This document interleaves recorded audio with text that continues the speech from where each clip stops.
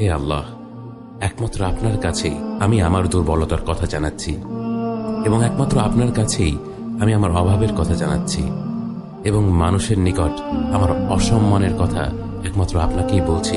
হে আরহামার রাহিমিন, আপনিই তো প্রতিটি দুর্বল ব্যক্তির রব, এবং আপনিই আমার রব। আপনি কার কাছে আমাকে ছেড়ে দিলেন?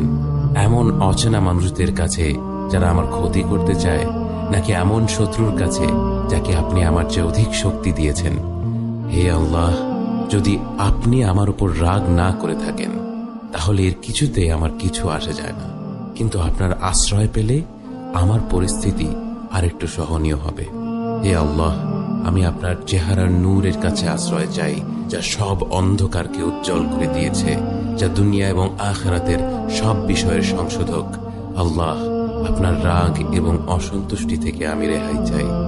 আল্লাহ, এ সব কাজই শুধু আপনাকে খুশি করার জন্য করা, এবং আপনি ছাড়া কোনো শক্তি নেই, কোনো ক্ষমতা নেই।